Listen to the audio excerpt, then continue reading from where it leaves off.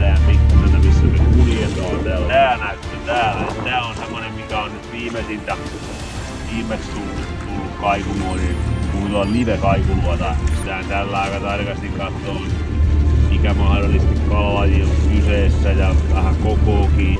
Ihan ei enää suinpäin ruveta kyllä meidän ankkuripaikkaa kalastelee, vaan yritetään löytää aika tarkasti se alue, missä meidän niitä kohdekaloja on.